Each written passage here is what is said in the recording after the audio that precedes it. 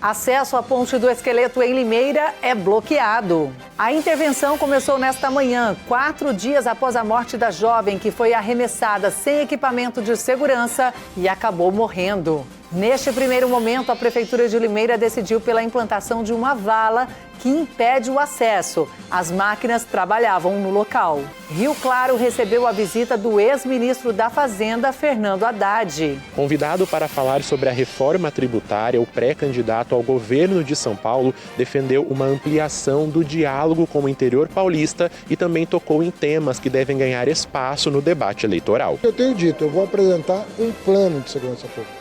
Eu vou fazer o que nenhum outro candidato fez ao longo dos últimos 40 anos. Hoje é quarta-feira e esses são os destaques do RC Notícias que começa a partir de agora.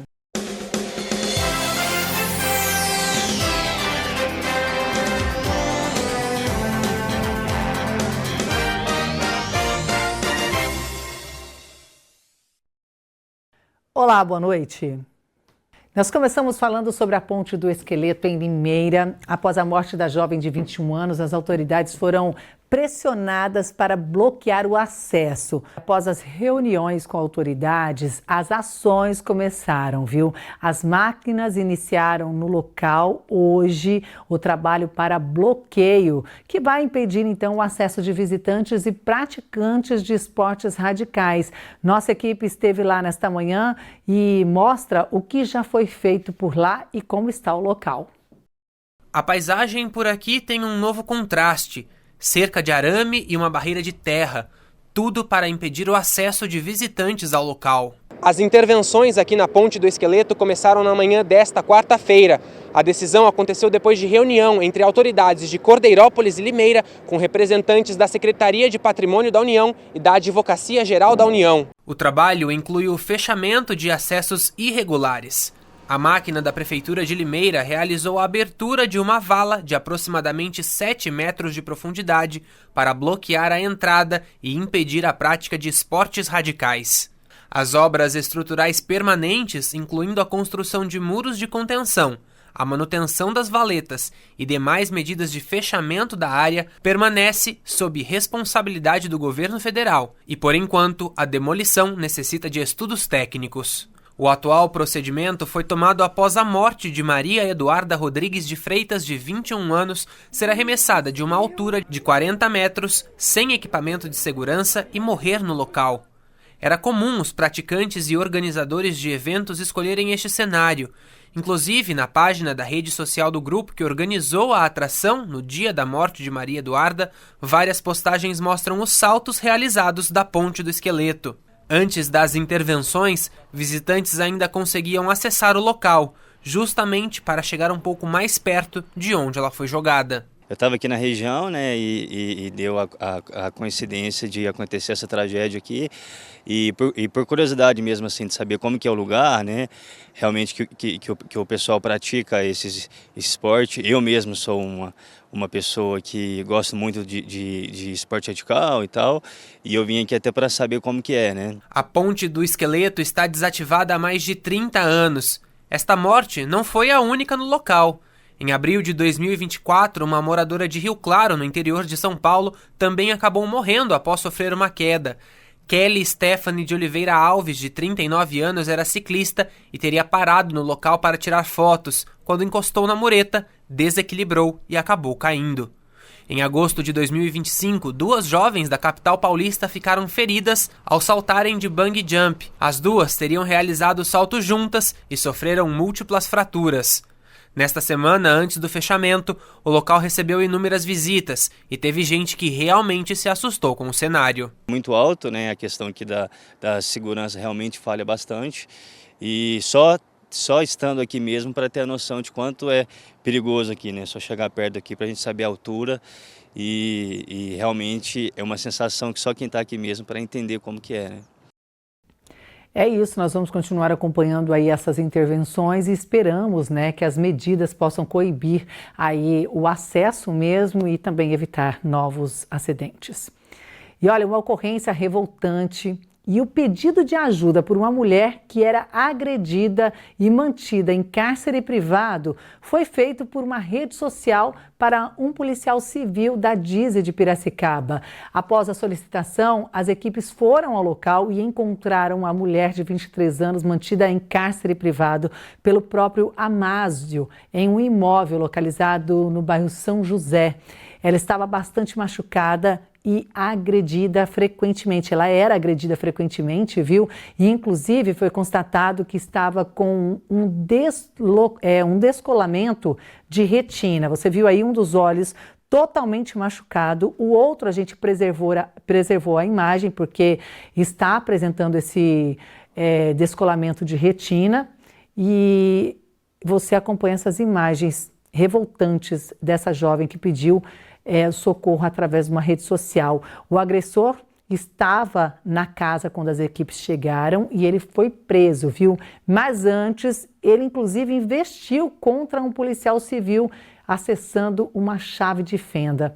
Ele foi conduzido até a sede da DEIC, onde foi lavrado o auto de prisão em flagrante pela autoridade policial, a doutora Juliana Pereira Ritt, ficando o preso à disposição da justiça. Inclusive, essa jovem, ela era impedida também de utilizar o celular, mas em um dos momentos que ela teve acesso, ela conseguiu pedir esta ajuda a um policial e ser resgatada.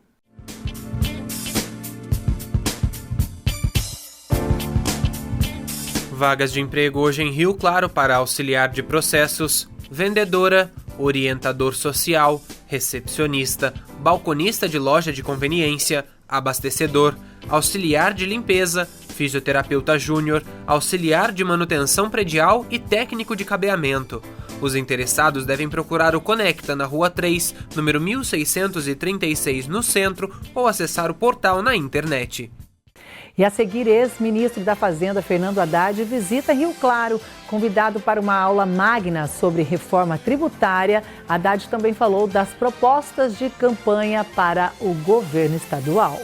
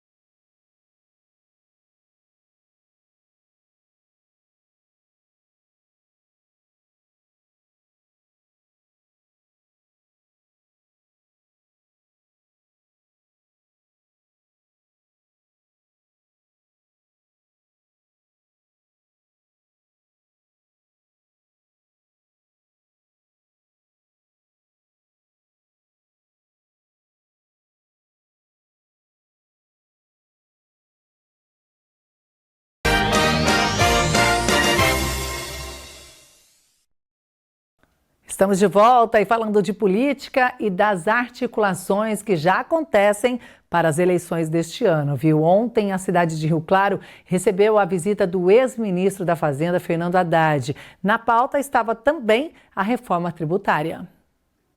O ex-ministro da Fazenda e pré-candidato ao governo de São Paulo participou de uma aula magna na Unesp sobre os impactos da reforma tributária.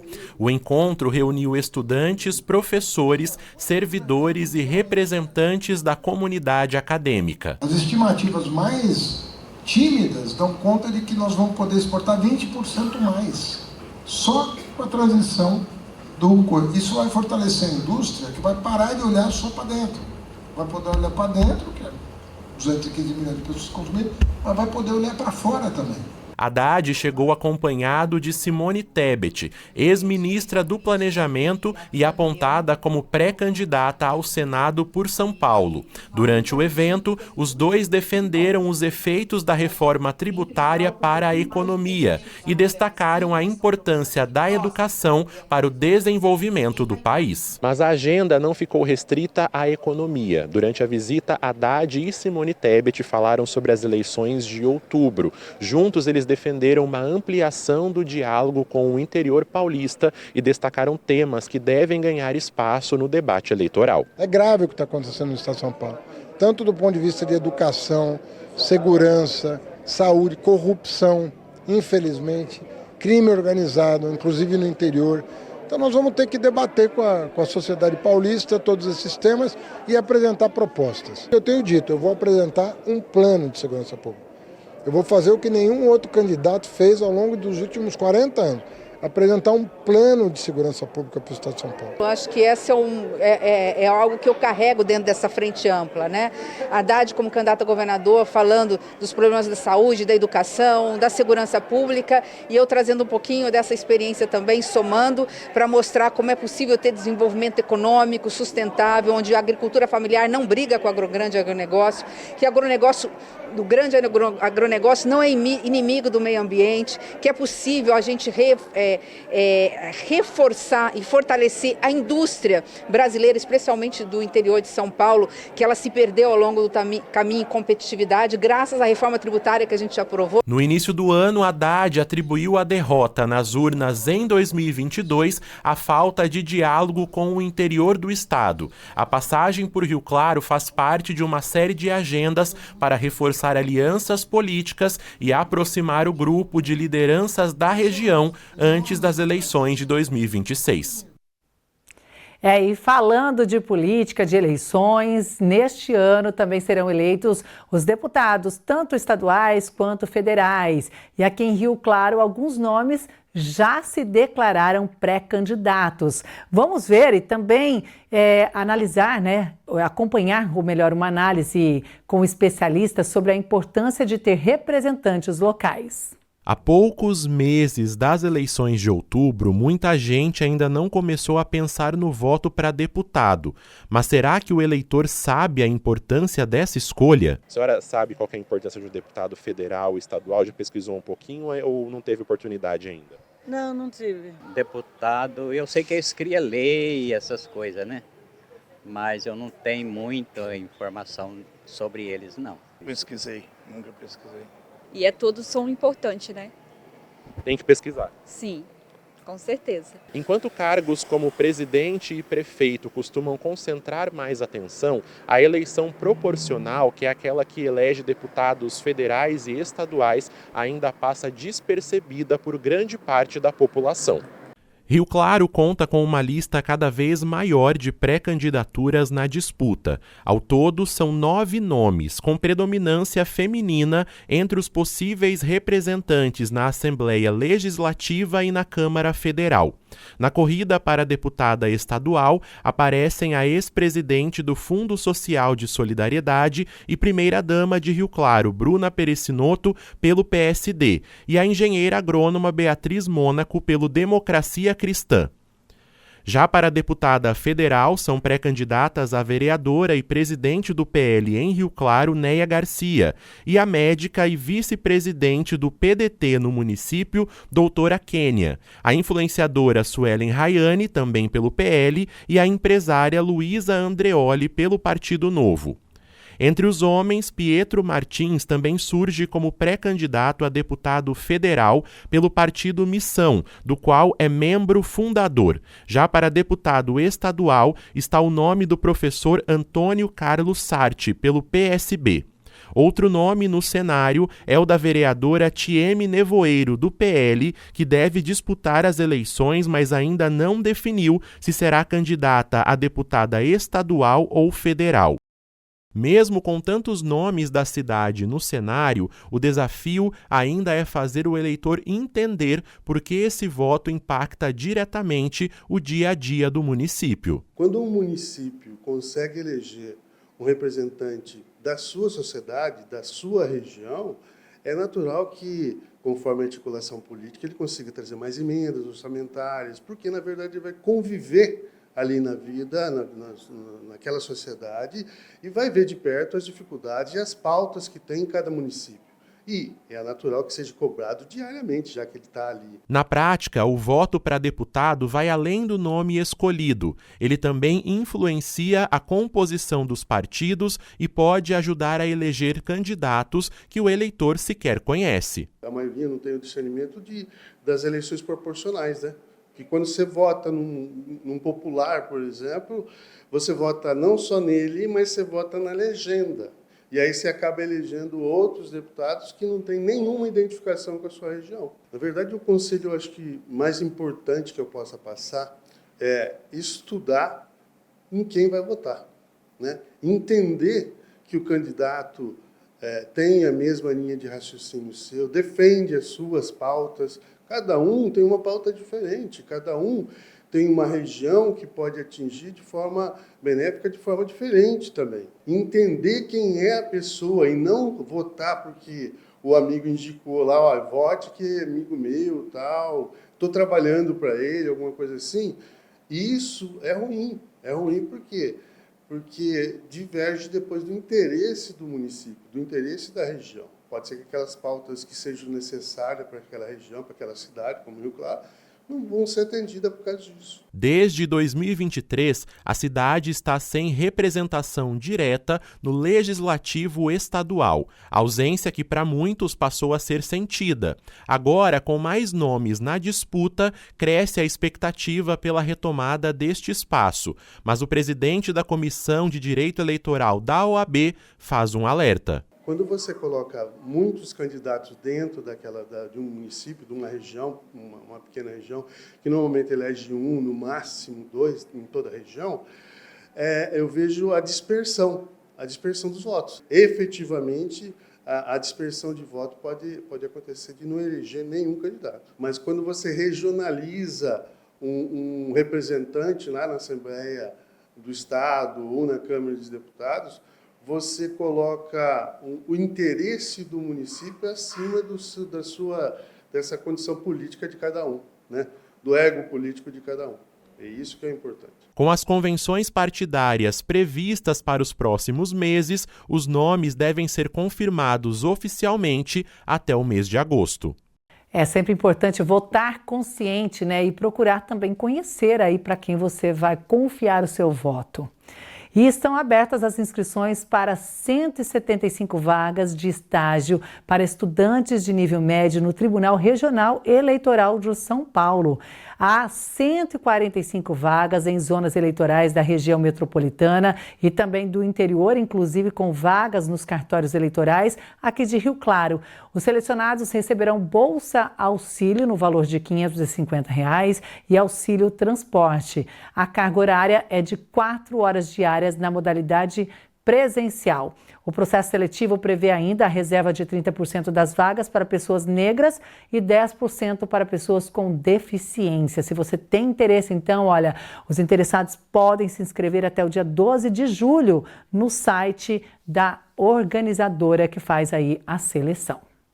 O Rio Claro Notícias de hoje fica por aqui. Estamos de volta amanhã na primeira edição, ao 12:30. Eu te espero, mas olha, não deixe de conferir também as nossas reportagens no portal tvclaré.com.br, no canal no YouTube e também lá no nosso Instagram.